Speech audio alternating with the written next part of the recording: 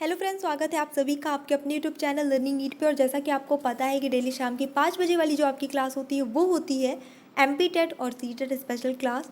तो यहाँ पे हम देखने वाले हैं आज एसएसटी के क्वेश्चन। मैं आपको बता दूँ, एमपी टेट वाले सोचेंगे कि संविदा वर्ग 3 का एग्ज़ाम है इसमें, तो एसएसटी है ही नहीं। प्लीज़ आप अपना सिलेबस ध्यान से पढ़िए, उसमें सभी जो है वो 10th लेवल तक की चीज़ों को बोला गया है सारे सब्जेक्ट के लिए जो आपका सब्जेक्टिव आएगा। Okay, subjective in the sense question objective के भी फॉर्म में आएंगे, मतलब जो आपका बुक से आएगा, ठीक है, पेडागोजी सेक्शन छोड़ के। तो अब आपको भी पता है 10th लेवल तक कौन सी ईवीएस होती है ना। 5th तक बेसिकली ईवीएस आप पढ़ाते हैं, उसके बाद वो ईवीएस ही डिवाइड हो जाती है साइंस और एसएसटी में। तो यस, आपको साइंस भी, जनरल साइंस भी पढ़ के जाना है और आपको जनरल एसएसटी, नॉर्मल एसएसटी भी पढ़ के जानी है। तो चलिए स्टार्ट करेंगे सेशन। जितने भी लोग जुड़ चुके हैं रिप्लाई करने के लिए रेडी हो जाइए। All the best, good evening. Start करेंगे। तो आज का जो फर्स्ट क्वेश्चन है वो है, सन 1857 के विद्रोह को दबाने में अंग्रेजों का साथ निम्नलिखित में से किसने दिया? टीकागढ़ एवं टेहरी के राजाओं ने, होलकर और सिंधिया ने, नाभा और जींद के शासकों ने, उपरोक्त सभी ने। ऐसे ही डीप क्वेश्चन पूछे जाते हैं, ये सब सीटेट में पूछे गए क्वेश्चन हैं जो हिस्ट्री की मैं आपको प्रोवाइड करा रही हूँ। डीप में पूछते हैं थोड़ा सा। तो चलिए देख लेते हैं यहाँ पे जो आंसर इसका सही हो जाता है वो क्या हो जाता है। तो उपरोक्त सभी ने 1857 के विद्रोह को दबाने में अंग्रेजों का साथ इन सभी ने दिया था। जितने भी ऑप्शन में आप लोगों ने देखा है, ये लगभग सभी वर्गों ने अंग्रेजी के विरुद्ध लड़ाई लड़ी थी। लेकिन इंदौर के थे होलकर, ग्वालियर के सिंधिया थे, और नाभा और जींद के शासक, टीकागढ़ टेहरी के राजा, ये सभी लोगों ने क्या किया, अंग्रेजों का ही साथ दिया था। निम्नलिखित में से क्या उदारवादियों के विषय में सत्य नहीं है? तो जो नहीं है यानी जो असत्य है वो बताना है। वे अंग्रेजों को सच्चे एवं न्यायप्रिय मानते थे। वे ब्रिटिश शासन को वरदान समझते थे। वे भारत की उन्नति में अंग्रेजों का हाथ समझते थे। उन्होंने क्रांतिकारी आंदोलनों को बढ़ावा देने में अंग्रेजों की नीति को उत्तरदायी ठहराया।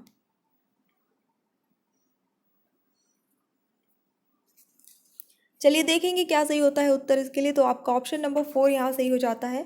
उन्होंने क्रांतिकारी आंदोलनों को बढ़ावा देने में अंग्रेजों की नीति को रिस्पॉन्सिबल ठहराया, कि अंग्रेजों की जो नीति है वही है जो क्रांतिकारी आंदोलन जिसकी वजह से बढ़े हैं। अगर अंग्रेजों की नीति ऐसी नहीं होती, थोड़ी सही होती, तो ज़रूरत ही इसकी नहीं पड़ती। देखेंगे नेक्स्ट क्वेश्चन। तीव्र शहरीकरण के दुष्परिणाम नहीं है, तो साइड इफ़ेक्ट्स नहीं है जो आपका अर्बनाइजेशन हो रहा है उसके लिए। थोड़ा सा इंग्लिश मीडियम वालों के लिए मैं इंग्लिश वर्ड भी बोल देती हूँ, कोई सा, डोंट माइंड दैट। वस्तुओं की गुणवत्ता में कमी, नैतिक मूल्यों में परिवर्तन, प्राकृतिक प्रश्रय स्थलों का विकास, आवश्यक आधारभूत सुविधाओं में कमी। बहुत ही तेज़ी से आपको पता है शहरीकरण हो रहा है, तो उसमें से क्या है जो इसका दुष्परिणाम नहीं है? तो बिल्कुल यहाँ पे जो इसका करेक्ट आंसर हो जाता है वो हो जाता है ऑप्शन नंबर 3, प्राकृतिक प्रश्रय स्थलों का विकास। जाहिर सी बात है कि प्राकृतिक स्थलों का विकास होगा तो दुष्परिणाम के अंतर्गत वो नहीं आएगा, है ना। बाकी नैतिक मूल्यों में परिवर्तन हुआ है, जैसे पहले लोगों की वैल्यूज़ हुआ करते थे वो नहीं है। वस्तुओं की गुणवत्ता में कमी जाहिर सी बात है आई है। आवश्यक आधारभूत सुविधाओं में भी कमी आई है, क्योंकि हम कहीं ना कहीं भाग रहे हैं। टेक्नोलॉजी है, सुख सुविधाएं, भौतिक सुविधाएं, ये है वो है, मतलब इन्हीं सब में। पृथ्वी पर ताज़ा जल सर्वाधिक मात्रा में कहाँ पाया जाता है? महासागरों में, बर्फ टोप व हिमनदों में, जलभरों में, या सतही जल में?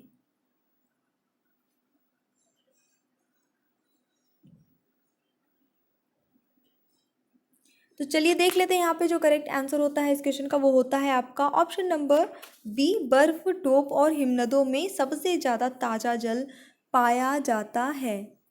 इसका कारण क्या है? लगातार जल के रूप में बदलाव भी आना इसका एक मेन कारण है। अगला प्रश्न देखेंगे जो कि पूरी तरह से सीटेट एमपीटेट के पैटर्न पे है। निम्नलिखित कथनों पे विचार कीजिए। तो पहले 2 कथन देखने हैं, उसके बारे में फिर कुछ विकल्प हैं वो बताने हैं। राजस्थान में मैग्नीज अयस्क की खानें बांसवाड़ा तथा उदयपुर में पाई जाती हैं। ओके। आंध्र प्रदेश में मैग्नीज अयस्क विशाखापत्तनम में पाया जाता है। आपको बताना है कि कौन सा कथन दोनों में से सही है, दोनों सही है या कोई नहीं सही है, या कौन सा सही है। कोड दिए हैं, इन्हीं में से आपको चूज करना है। तो सही उत्तर होता है आपका ऑप्शन नंबर सी, दोनों सही हैं, दोनों ही अपनी जगह पे सही सेंटेंस है, गलत नहीं है। यह मोटर वाहन उद्योग और लोहा एवं इस्पात उद्योग से जुड़ा है। क्योंकि यह लोहे व इस्पात का इस्तेमाल करता है। यहाँ का मोटर वाहन उद्योग संसार के अग्रणी उद्योगों में से एक है। ये कथन किस जगह से संबंधित है? किसके बारे में ये बातें हो रही हैं? डेट्रायट से, ओसाका से, अहमदाबाद से, जमशेदपुर से। तो मोटर वाहन के उद्योग के लिए सबसे अग्रणी माना जाता है यहाँ पे किसे? डेट्रायट को। डेट्रायट ये इंग्लैंड में है, एक्चुअली भारत में नहीं है। क्योंकि देखिए मोटर वाहन उद्योग के लिए लौह इस्पात की बहुत ज़्यादा आवश्यकता होती है, जो कि वहाँ काफ़ी ज़्यादा अवेलेबल है, वहाँ ईजिली अवेलेबल हो जाता है। तो ये उद्योग आज भी कहीं ना कहीं संसार के प्रमुख उद्योगों में से, मतलब बहुत फेमस उद्योगों में से एक है। जो पर्वत श्रेणी शेष अन्य से भिन्न है वो क्या है? इनमें से 4 ऑप्शन दिए हैं, तो आपको बताना कोई एक अलग है, बाकी 3 एक कैटेगरी की हैं। Alps, Andes, Appalachian, Himalaya. Appalachian होता है एक्चुअली।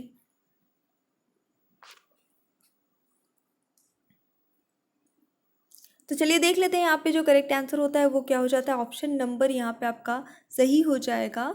एप्लेशियन सी वाला जो है ये अलग है। क्यों अलग है? ये एक्चुअली फोल्डेड माउंटेन है, जो कि अमेरिका के पूर्वी भाग में स्थित है। ये एक पर्वतमाला है, ठीक है, पूरी श्रृंखला है। और बाकी जो 3 हैं ये कहीं ना कहीं इनकी ऊंचाई जो है इसके अपेक्षा कम है। निम्नलिखित में से अगाडिया समुदाय कौन सा है? आंध्र प्रदेश का परंपरागत ताड़ी निकालने वाला समुदाय, महाराष्ट्र का परंपरागत मत्स्यन समुदाय, कर्नाटक का परंपरागत रेशम बुनकर समुदाय, या फिर गुजरात का परंपरागत लवण पटल श्रमिक समुदाय।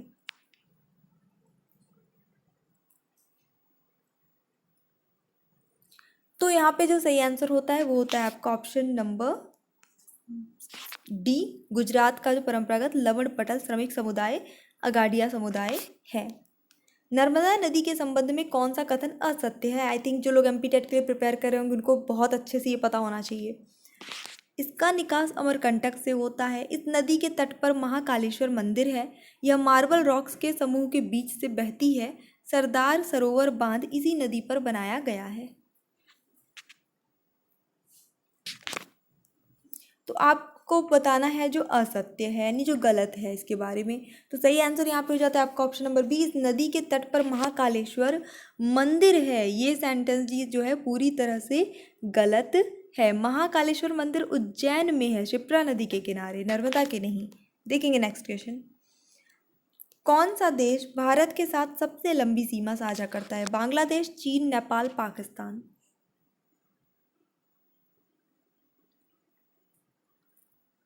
तो बांग्लादेश इसका सही आंसर हो जाएगा। बांग्लादेश जो है वो सबसे लंबी सीमा, सर्वाधिक लंबी इसकी सीमा है, करीब 4096 किलोमीटर सीमा जो है भारत को छूती है इसकी। भारत का संविधान गणतंत्रीय है क्योंकि वह क्या है? वयस्क मताधिकार का उपबंध करता है, मूल अधिकारों का समावेश करता है, कोई वंशागत तत्व नहीं रखता है, एक निर्वाचित संसद का उपबंध करता है।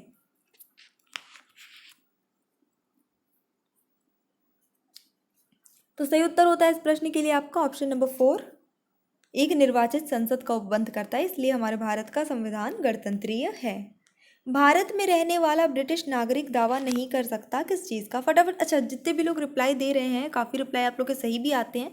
अगर कुछ रिप्लाईज आपके गलत आते हैं, ऐसा लग रहा हो कि एसएसटी है थोड़ी कठिन है, परेशान नहीं होना है।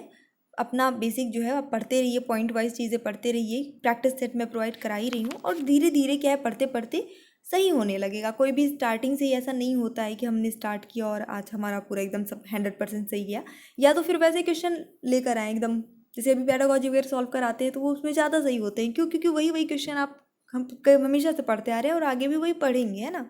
तो थोड़ा सा डिफ़िकल्टी अगर नहीं बन रहा है तो इसका मतलब है कि आपको ज़रूरत है पढ़ने की, और आपको थोड़ा सा एक लेवल का क्वेश्चन मिल रहा है।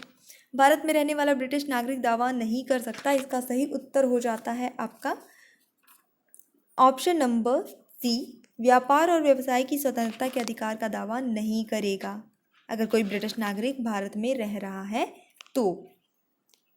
मंत्रिपरिषद ब्लैंक प्रसाद पर्यंत पदासीन रहती है। किसके प्रसाद पर्यंत? राष्ट्रपति के, लोकसभा के, प्रधानमंत्री के, राज्यसभा के। मंत्रिपरिषद होती क्या है? सभी मंत्रियों के जो संगठन होता है उसको कहते हैं मंत्री परिषद, और ये तभी तक पदासीन होते हैं जब तक लोकसभा की सहमति है, यानी कि कहीं ना कहीं इसको लोकसभा का विश्वास प्राप्त हो। अविश्वास प्रस्ताव अगर पास हो गया तो ये मंत्रिपरिषद को इस्तीफा देना हो जाता है, ये भी सिचुएशन आ जाती है। फिलहाल इस क्वेश्चन के लिए जो सही आंसर है वो है लोकसभा के, क्योंकि मैंने जो एक्सप्लेनेशन दिया उसके अकॉर्डिंग इसका सही आंसर यही होगा। यदि किसी राज्य विधान परिषद का सभापति अपने पद से त्याग पत्र देना चाहे तो वह अपना त्याग पत्र किसको देगा? मुख्यमंत्री को, राज्यपाल को, प्रधानमंत्री को या राष्ट्रपति को?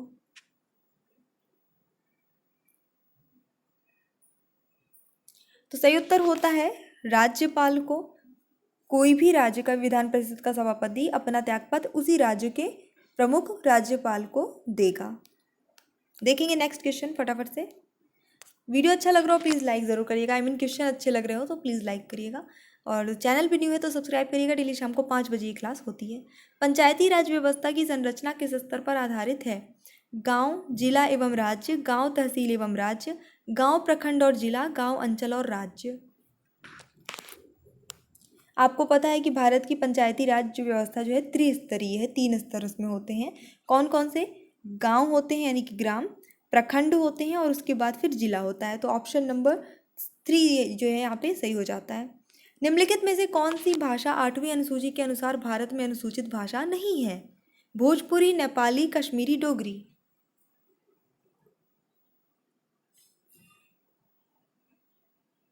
तो भोजपुरी इसके अंतर्गत नहीं आती है, बाकी नेपाली, कश्मीरी, डोगरी ये तो इसमें 8वीं अनुसूची में है। भोजपुरी इसका करेक्ट आंसर हो जाता है, क्योंकि बोला था कि जो अनुसूचित भाषा नहीं है। किसके सुझाव के बाद भारतीय राष्ट्रीय संघ भारतीय राष्ट्रीय कांग्रेस में बदल गया? Dadabhai Naoroji, Annie Besant, doctor BR Ambedkar, Jawaharlal Nehru.